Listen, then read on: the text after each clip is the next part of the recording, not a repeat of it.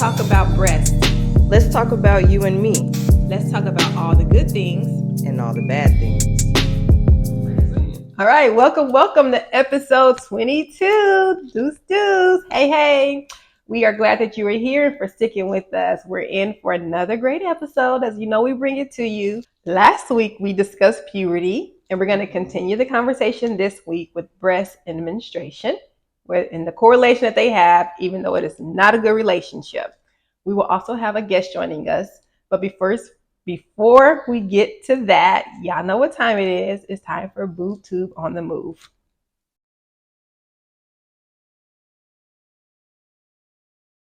Do you have a woman in your life? Not currently, not right now, unfortunately. In the past? Yeah, in the past. past. Women in your life? Yeah, Did you yeah. notice any changes with their breasts during their time of the month? Oh yeah, definitely. It's a little bit. I feel like it's a little bit more glow. I guess you could say. Glow. A little. I don't know how to specifically, describe it, but it's like a little extra, just a little bit.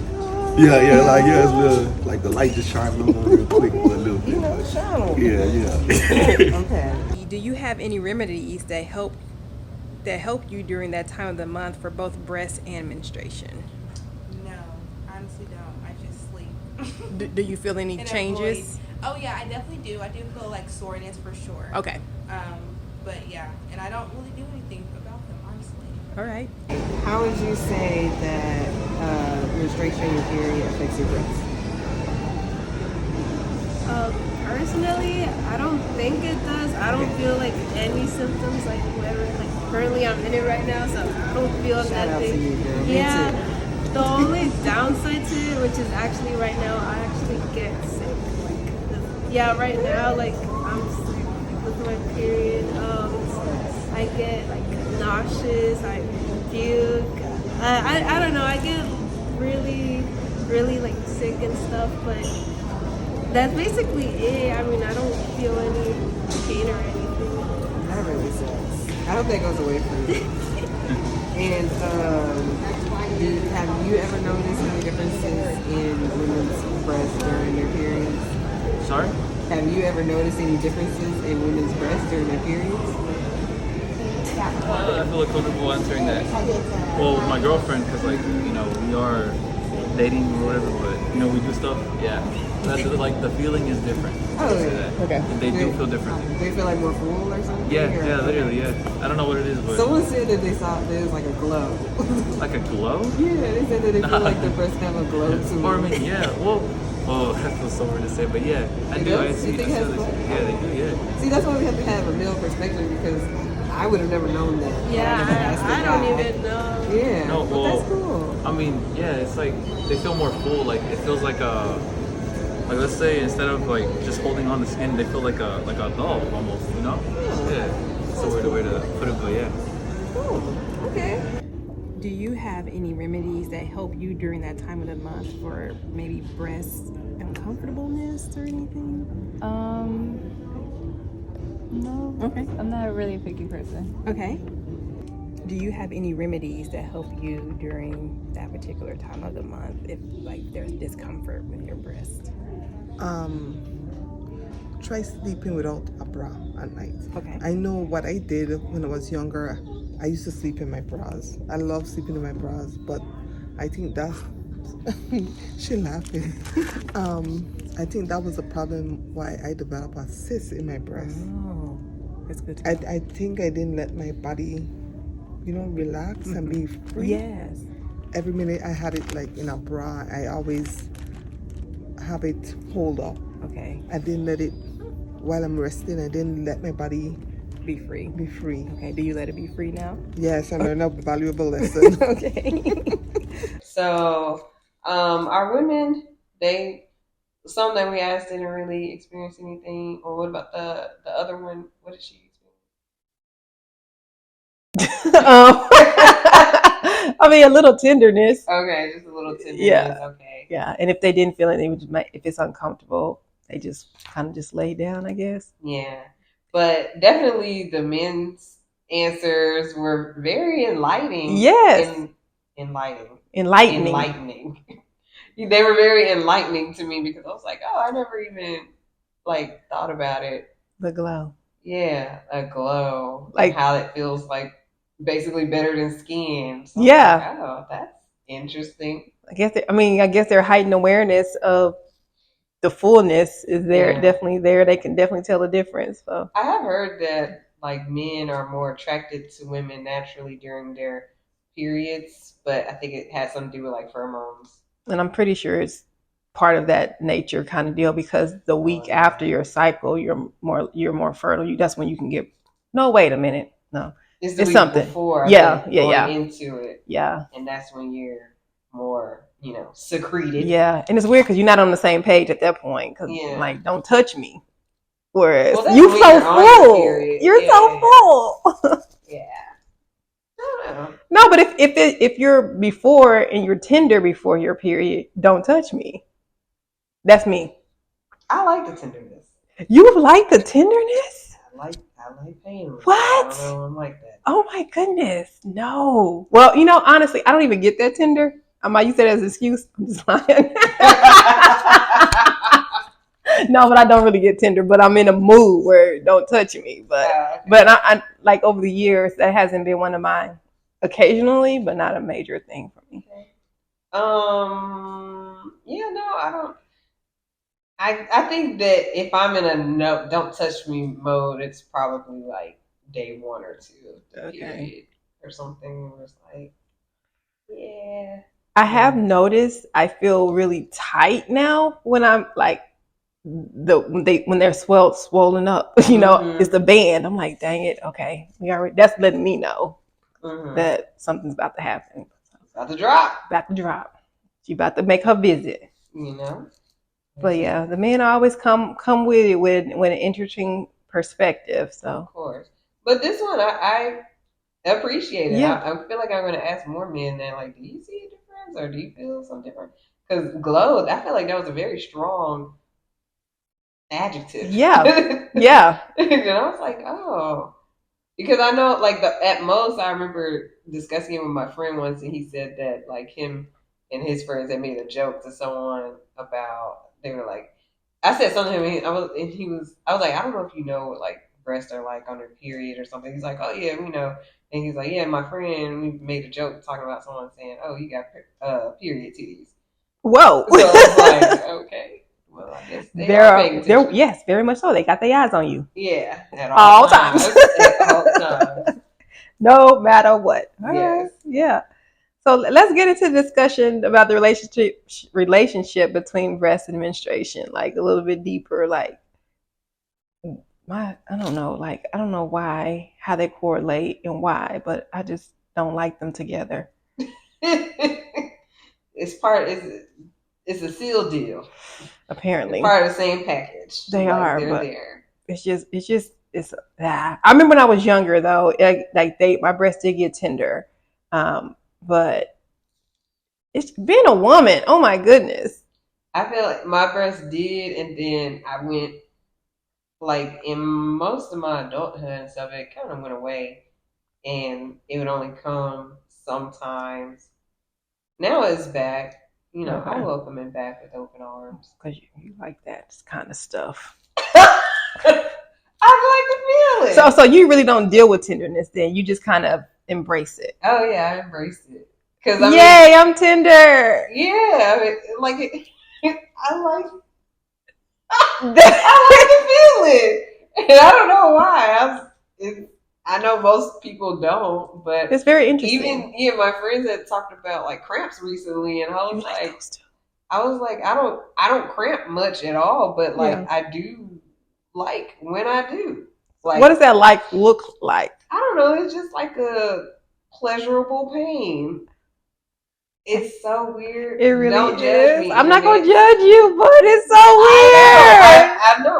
I just like some pains, like soreness, just like. When they talk about being sore from the gym, I like that pain too. You're so weird. I know. So weird. And I feel like the wrong person seeing this one like turn this into something else or something like she's such a freak or something. Like I'm not. No, but some people people have different sensations that they appreciate. Yeah. I'm not judging you for real. I'm just trying to understand it a little bit. And I'm really trying to figure out if there's a pleasurable pain that I enjoy, and I can't find it. But I'm gonna let you have you on that boat out there, and I'm just gonna be watching from afar. But I'm good. I'm good on that. So yeah, like I usually don't get the symptoms and stuff, but when I do, I'm like, ah. I think I get like I could appreciate it because it's letting me know that your body is still processing things in this way at this phase of your life. But other than that, when we gonna stop all this? When you dry up, I think I'm okay with that. you out there like dust. Not dust. Not dust.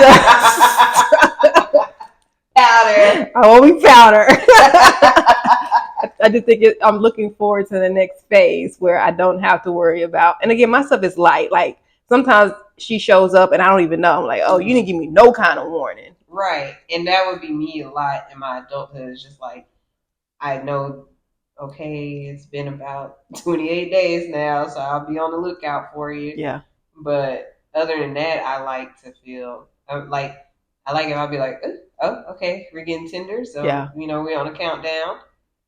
I wonder if I'm now thinking about like when I was, nursing, like that feeling, that sensation of when the milk was coming. Like it wasn't painful, but like I could appreciate that a little bit more. It was a relief though for you. It was, but like when it's coming, like not when it hurts, of course, but when it was like filling up, like my breast filling up, like I guess I can kind of relate because I kind of did, but it didn't hurt. It was just like the feeling of it, a sensation.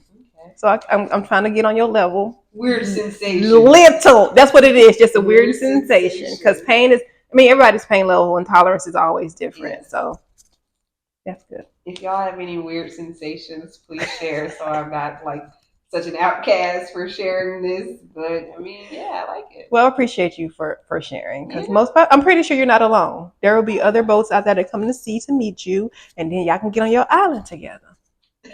Okay.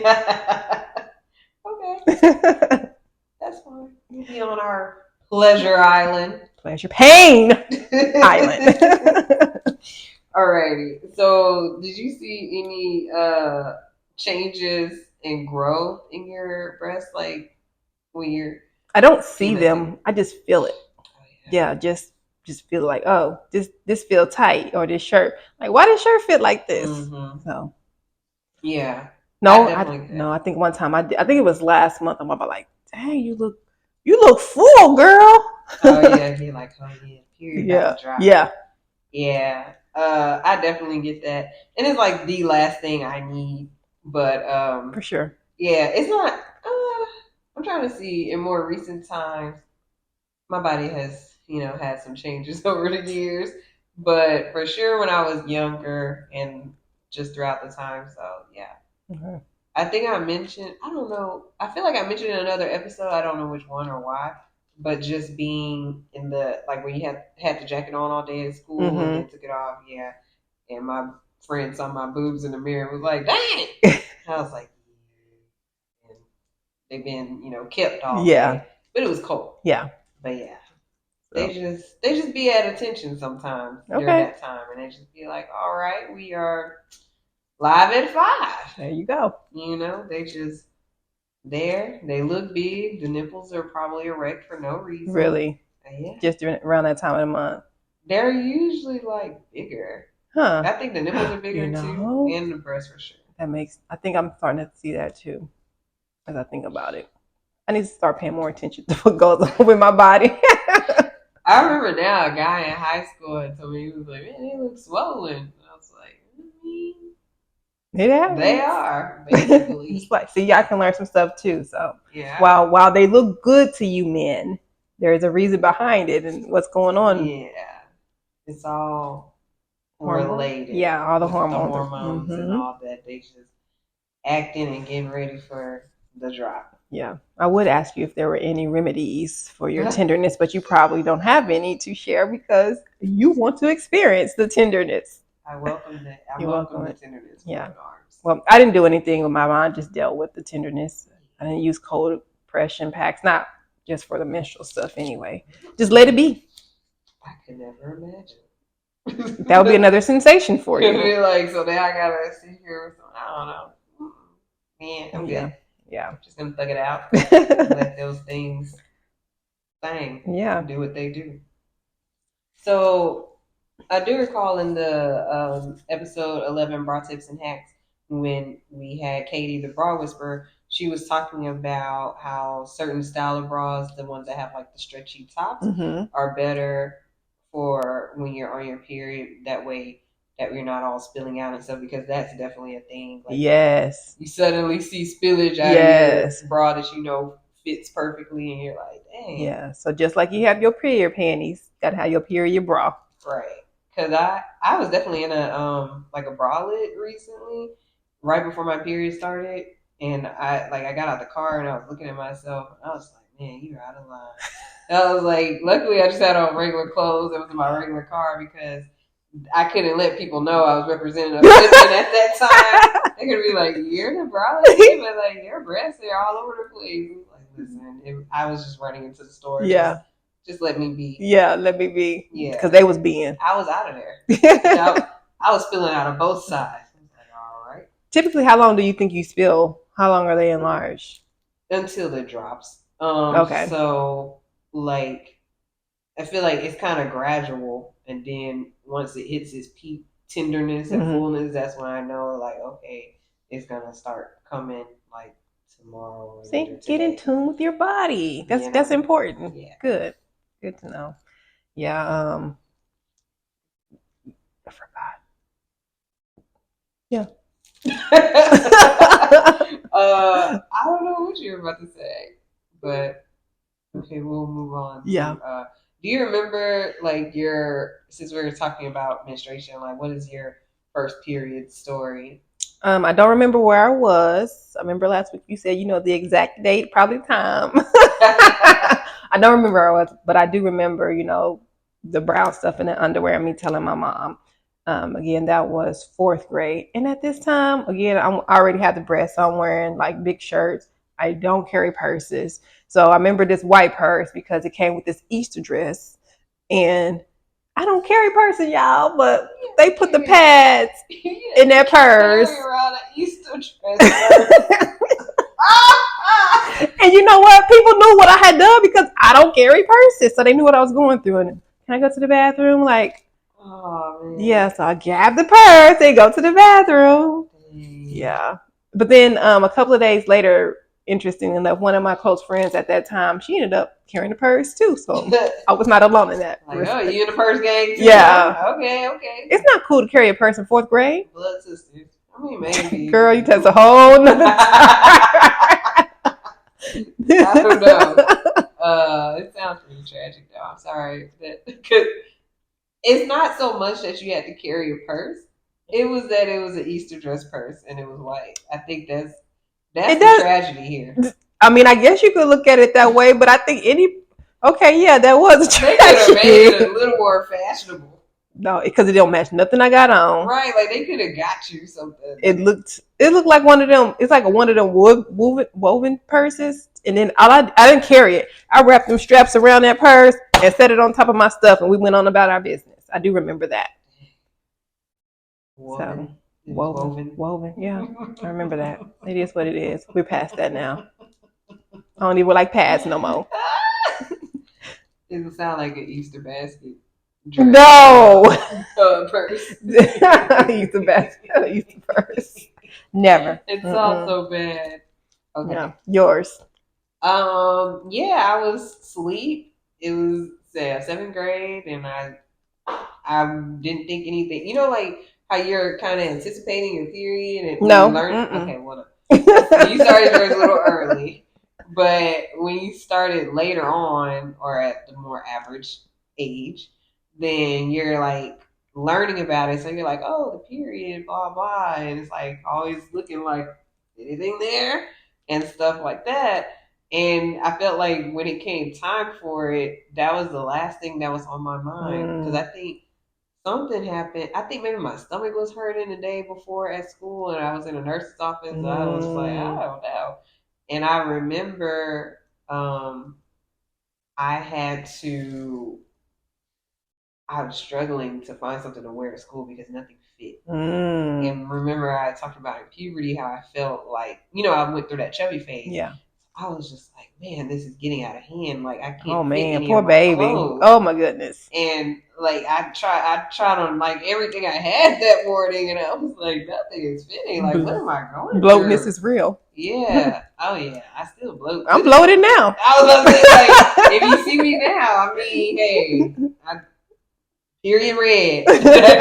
Like it's going down, Yeah. literally. So I'm like, yeah, I could fit in anything. And then the next morning, I woke up and I saw blood like in my underwear, and I was like, oh, that's why like my stomach was hurting, and that's why I couldn't fit my clothes. Yeah. Because I was all the way bloated. Oh wow. Yeah. I don't remember.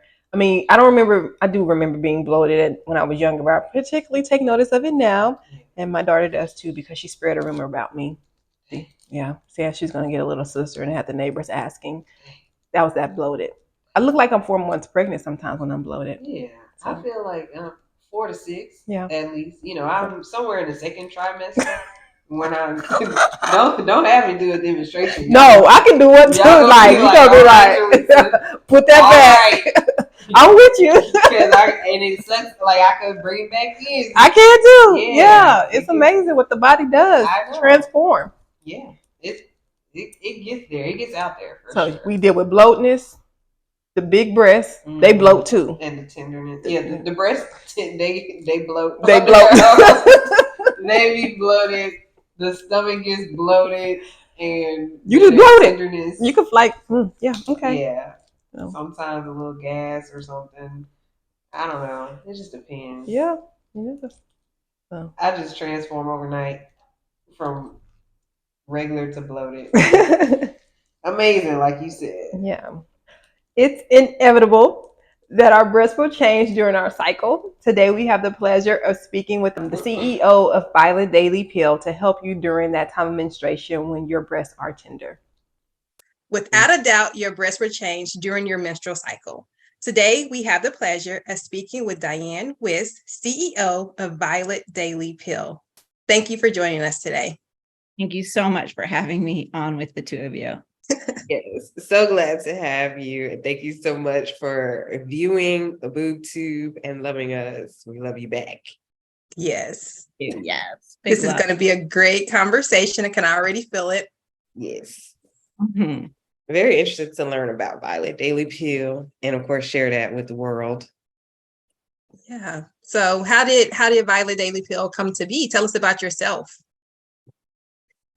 Well, it's an interesting story. Two very different polar opposite stories for sure. I'll start with myself.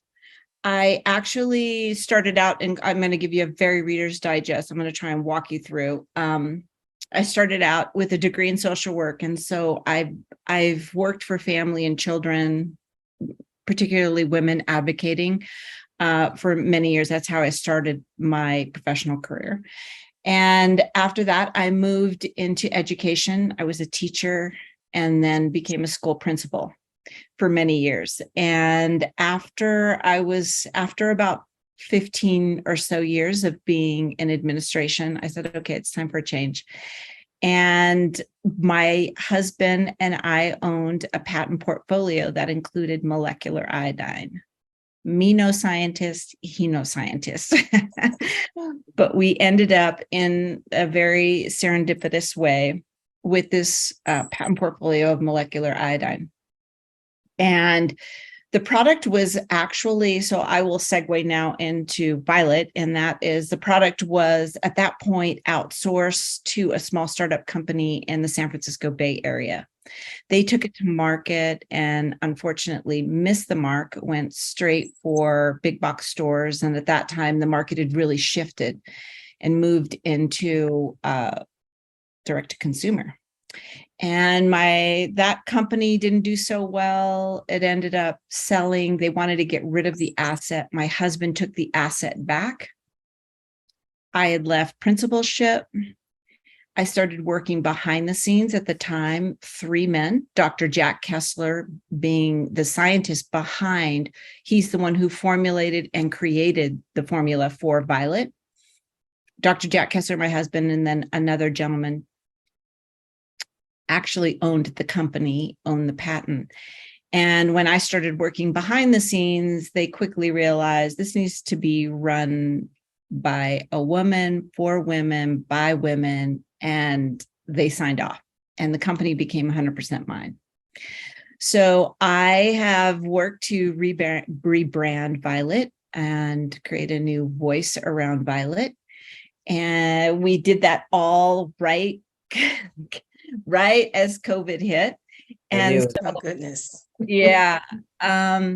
So I'm happy to say we survived, which was crazy in and of itself, because it really, the product has sat in transition for, so many sort of attempts. I'll use that word.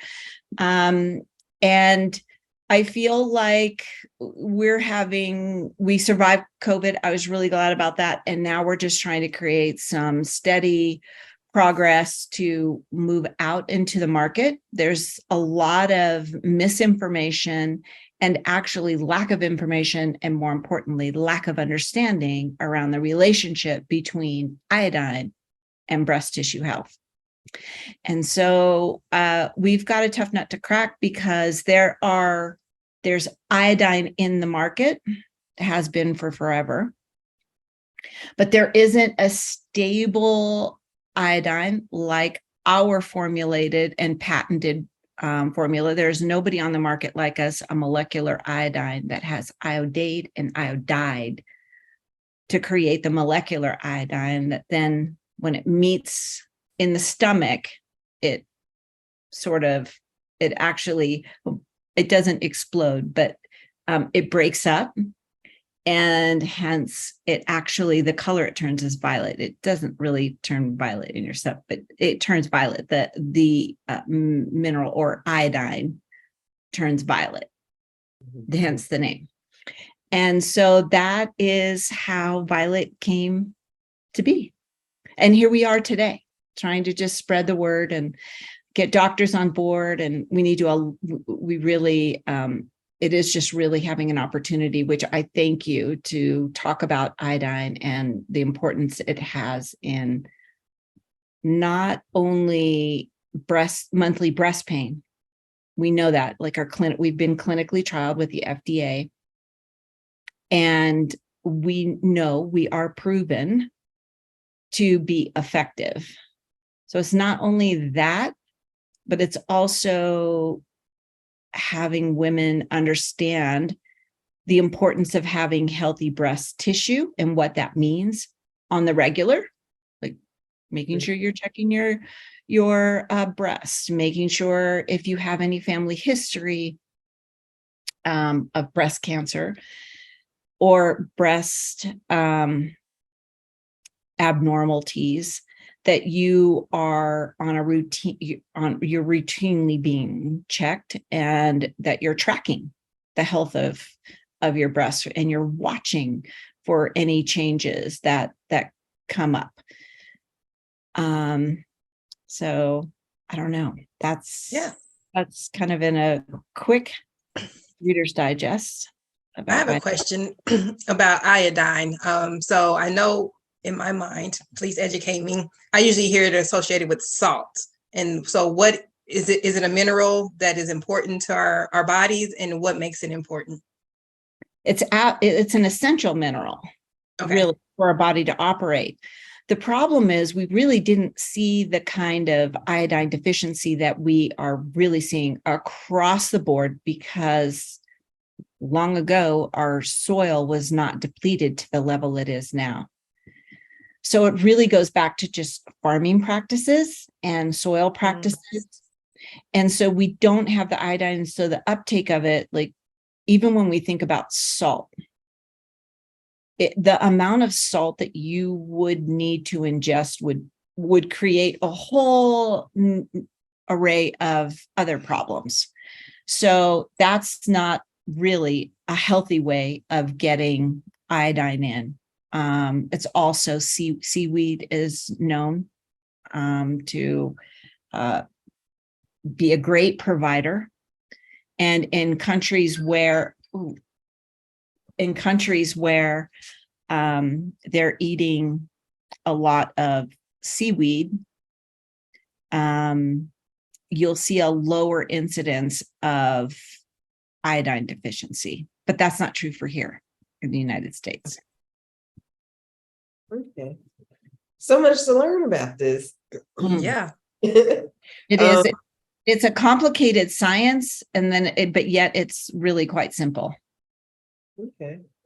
So you mentioned one, you were saying you're trying to get it out there and keep it steady, but I wanted to say, we're going to replace the word try and we're going to say that you're doing it. So you are getting it out there and you are keeping it steady and growing it. So, I just wanted to bring that positivity to the atmosphere. I love it. Thank you for catching that word. You're welcome. Tossing it out the window. Bam. Yeah. Gone. As a solopreneur, oftentimes you're just like, I got to turn over every rock possible. Yeah. This work? Does that work? Is this person listening? Or is that person listening? Do they get it? Right. So. Yeah. And I understand what it's like. So I'm always here to uplift, literally. And figuratively, because we're all in this together. Yes. Okay, so like I said, you're getting it out to doctors. And so you mentioned that. I want to know, will people need a prescription for Violet Daily Pill? Or I guess why would a doctor recommend it? And how would that go? Or how do you want that to look? You do not have to have a prescription. It originally, when it went through phase 1 and phase 2 with the FDA, it was actually headed to phase 3, or it actually went into phase 3, I should say. And then there were some failed elements of it at that point, but it was headed for a breast cancer drug, actually. And at that point, to get to that place, it takes millions and millions and millions of dollars and an awful lot of time. And so at that point, it was just determined, let's keep it as a supplement at a nutraceutical level. And so you do not need a prescription. We have physicians on an ongoing basis who refer clients to our product. And just yesterday, I got a great email from someone saying, I just need you to know that your product works. And it worked immediately for me. And I'm really grateful. So I said, would you be open to a conversation? And her doctor, Dr. Taras, who's in Woodlands, California, she went in saying, that she had all this breast pain. And he said, here's the box, because he has samples in his office. But then she's also purchased it after that. And she went back to say to him, oh my gosh, it worked immediately. Like I had immediate relief. And he said, you need to let them know. So I talked to her yesterday, and I was just like, thank you so much for being willing to have a conversation, because these conversations keep me going. Yes. So we have physicians who refer, naturopathic, OBGYNs, Dr. Sean Tassone, who's pretty big on Instagram, has a nice following, and he is an amazing advocate for women, as well as Dr. Taras. There's multiple other doctors, but they have a deep belief for advocating for women, and love Violet and love the results that their patients are receiving on Violet. We also have oncologists and naturopathic oncologists who are using it as part of their protocol. I was thinking that when you said that it was originally going through phases as a breast cancer drug, and I was like, well, although it, costs millions of dollars to get it there, I'm sure that, with it still being out, it can still be like the word can still be spread, like, hey, this can be used to support certain things when it comes to breast cancer. Yeah, I can't really make those claims because our claims with the FDA don't say that, but physicians can, and physicians do take that stance, and physicians are using it as part of their protocol. I have patients who speak to it, but I can't. I understand. Right. So for those who do have breast cancer, like, will it just help with pain or does it help with anything else? Yeah, I can't really speak to what doctors specifically, because every case of cancer and every body is different. So what they're using it to accomplish as part of their protocol, I can't really speak to. I understand. Okay. So outside of, I mean, who is it for? Is it for any woman with breast pain, or like who is your ideal customer? Interestingly, our original avatar was women somewhere, like 20 to 30. But we recently did a survey, and our community of women are primarily women who are perimenopause and menopausal women. Really? Mm-hmm. It's very interesting. A lot of women, because we're seeing it more now than we were even 10 years ago, but the whole hormone balancing and hormone replacement and the effects that hormone replacement, it does amazing things for women and longevity, without a doubt. But what a lot of women are experiencing is either a return or a first time onset of breast pain. And that's because you're adding hormones back into the body. And so we're doing this hormone fluctuation, which then in turn causes breast pain. And so you take Violet, and for a lot of those women who are like, oh my gosh, I got on hormone replacement, I'm having so many advantages, but holy heck, my breasts. And so it is for women. In that case, it's classic. But I am talking more now about, yes, it is for women who are experiencing breast pain, but it is also equally important to women who are caring for healthy breast tissue. And especially if you have in your family lineage women who have any kind of breast abnormalities. It doesn't have to just be cancer. Sometimes those women have a lot of other things that happen before they get breast cancer. And so why aren't we looking at those other things before the breast cancer comes in? So one of the things that is important to know is the health of your thyroid. But, iodine, if you just take a typical iodine that you can go to a health food store for, that typically, when you ingest that, it has a tendency to have more effects on the thyroid versus our version of the molecular iodine. It doesn't uptake to the thyroid, but you want to understand what your iodine level is. If there was, say for instance, one of you didn't have any monthly breast pain, you didn't experience that and sometimes it's not just tenderness, sometimes it's lumps, cysts, all those. Everyone, it manifests in different ways. But let's just say you have none of that, but you went in and had a complete health checkup and your iodine level was low and your thyroid is in good shape, I would be saying Violet Daily is really good for you,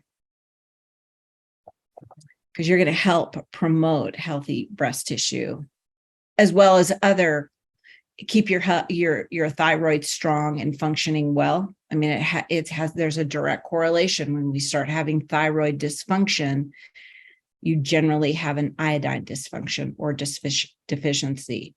it's really important that you're doing the right testing to know if all of that and what parts of that are true and not true.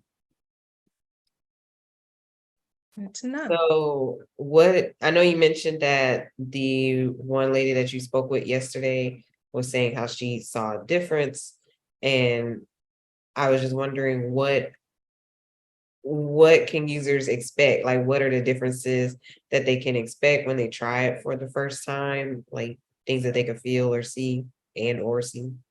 So for this particular woman, she had immediate relief.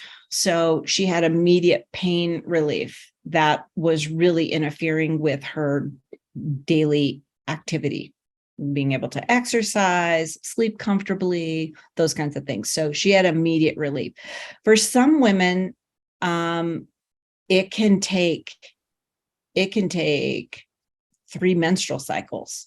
You might get a little bit of relief, but then, and sometimes they have to move to, you can take up to 2 tablets per day. You could take one on an empty stomach in the morning, one in the empty stomach at night.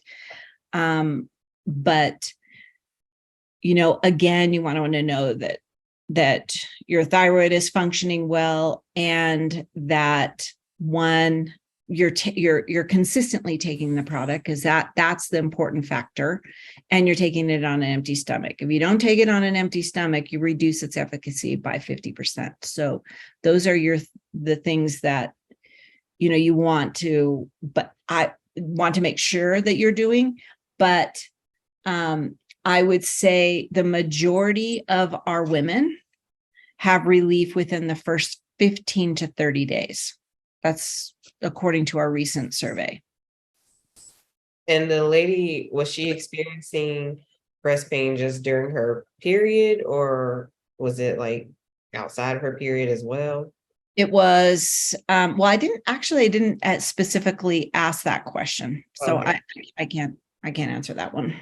Well, are other women experiencing it outside of menstruation? Like, but Yes, most definitely. our cycle. Mhm.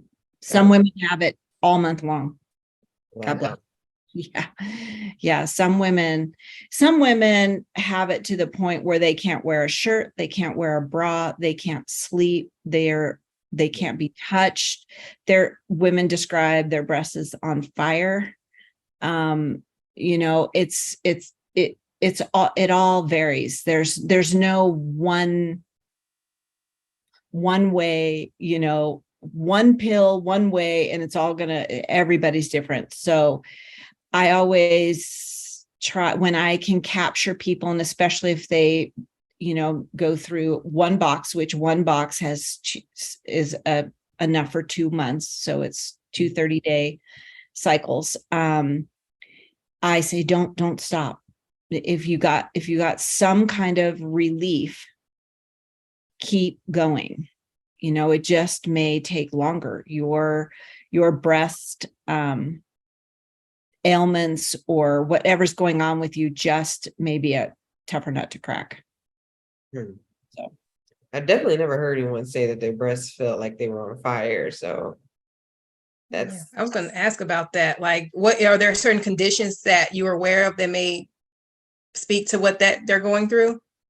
I don't, I would be speculating, and that's probably not fair. But you can tie it back to just, they could have a lot of things going on.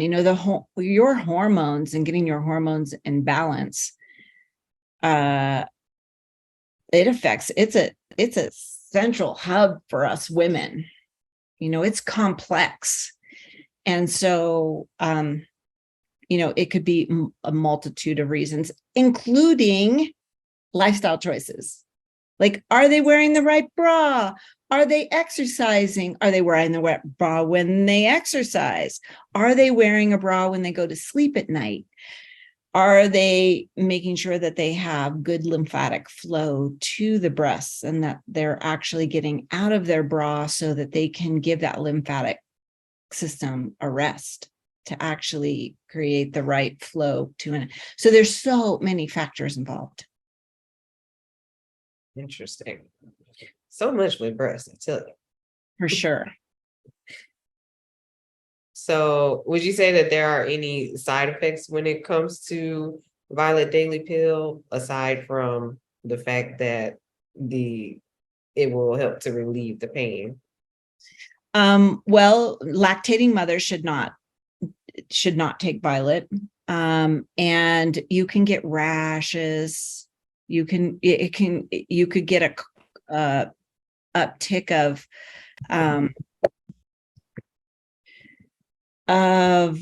anxiety. It could make you anxious. Those are that's very few and far. The side effects are very few and far. Actually, I've got a box right here, and let's just see what it says. Consult a physician prior to taking, if you are pregnant, nursing, have a pre-existing medical condition, are taking prescription medications, that's, the interaction of other medications, or have had bariatric surgery. I have a family history of thyroid disease or an allergy or hypersensitivity to iodine. So, some women have had a rash or an outbreak of acne, break out. But it's so few and far between that I hear. But, everybody's different. Right, for sure. I mean, you could have an underlying thyroid issue. You start taking Violet and you start presenting with real thyroid issues. But all that does is it brings that underlying issue that you already have, it brings it to the surface so that you can deal with it. With Violet, you take it if you have any side effects or not feeling right or whatever, it uptakes, you use what you need to use, and you pass the rest through your elimination process. So if you have any issues, stop taking it. You essentially pee it out and it's out of your system. What exactly would it do to nursing mothers? It's that you're passing it on to the baby. No, but there is some, you can look at other countries and the iodine deficiency and what that's doing to babies that are being born, because lack of iodine, when it's extreme in some third world countries, I mean, you have lack of brain development.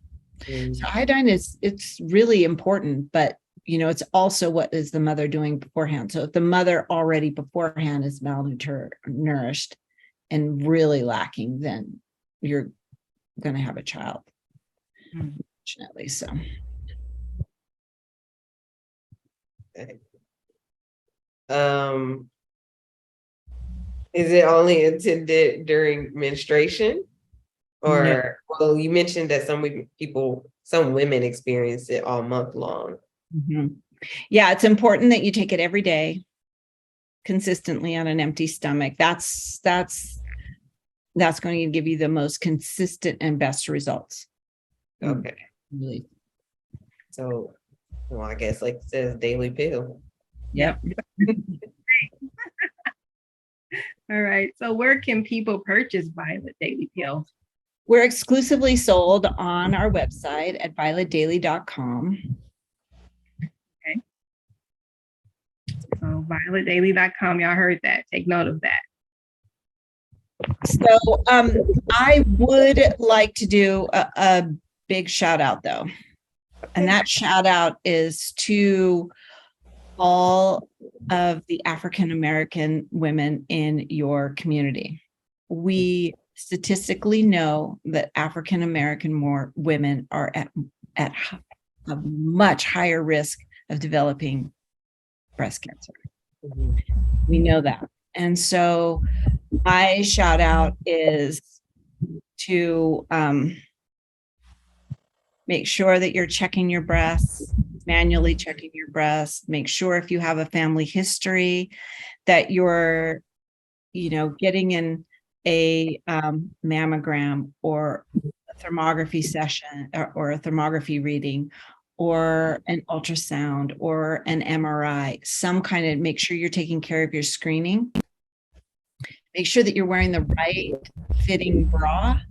Make sure that you're making great lifestyle choices, not smoking, not over drinking, not over consuming processed foods, all the things that help to make healthy breast tissue. Make sure you're getting enough exercise. Walking is enough. Just get out and walk, move your body. So those are my great big wishes or pleas. And I'm also happy and open. We didn't talk about this, but it just now dawned on me, like I'd love to offer a discount, a coupon code for any of your listeners or anyone in your community or anyone in your workplace or anyone listening who feels like even a little bit of this conversation might be about them, or it might be about someone that they really love. Feel free. And thank you for that. That's thank you. Mm-hmm. Okay, so why don't we call it Boob Tube 15? Okay. Love it. Boob Tube 15, yeah. Thank you, Dr. Wist, for your time and for sharing Violet Daily Pill with us. This has been educational for me as I learned some new things, and so I'm pretty sure it's valuable for our community as well. Thank you for having me, and thank you for the work that you're doing to raise awareness around breasts in a very informative way, but also with a whole lot of humor and laughter. I just love it. I mean, you give me a daily dose of giggle for sure. So I'm so glad that you enjoyed that and accept all of the silliness that comes with it, because we got to have fun, and then also just naturally serious. Breast can be too serious at times. We got to lighten it up. Right. That's right. Yeah. So we're gonna have fun with it, but of course be informative at the same time. So I definitely appreciate what you're doing. And it's interesting always finding out different, like there's so many different niches within breast itself. And it's like, this isn't even something I would have thought about. So thank God you did. Thank God for lots of people before me that did, and I've been blessed to just push the work forward. So there's a lot of people before me that have done a lot of meaningful work, and so I'm happy to keep talking about it. Yes. I'm glad that you're keeping breast from being on fire, because I'm still trying to like wrap my brain around that. And I was like, well, how does that feel? And how do we get there? That would actually be a really super funny like meme of some sort that I could see you guys doing with the breasts on fire. But thank you for being a fan. Yes. Thank you. I thank people for putting up with my silliness. Well, it's a daily dose of great big booby love that we don't really get anymore. I love it, booby love. Exactly. Yeah, you guys are doing a great job, and I love watching you grow and your audience grow, and I love the lightheartedness that you present around just breast health and just breast dilemma. Well, because thank you. The common things that sometimes like you presented a question the other day that I was like, I don't know if I've ever thought of that, which happened to be just about what was it? Oh, do you compare your breasts with your girlfriends? Oh, like, do you get them out and like, well, I got this and you got that? It's something important though, because then that can probably lead to, I was watching this one show. It was about two best friends actually. And they were so comfortable from 13 on Firefly Lane, I think is what it's called. Okay. And one of them ended up with breast cancer, but they weren't friends at the time. But she wanted to show her friend, she wanted to pull her breast out and show her friend this rash that she was developing, but they weren't talking at the time, but she felt that comfortable to do that. But you never know, if you're comparing breasts, what you may find. Exactly. Well, your mind immediately goes to something else around comparing your breast. Quite honestly, my mind did. I shouldn't say your mind went there. But then it comes to the hardcore truth. Like, are we comfortable enough to, one, talk about our breasts and how they're changing, whether it's getting bigger, getting smaller, sagging, whatever they're doing. But also when we start having changes, changes that aren't necessarily about bigger or smaller or whatever, but that we're actually seeing, like a rash or something coming from the nipple or a lumpiness. So it is fascinating because I spend so much of my time talking about breasts.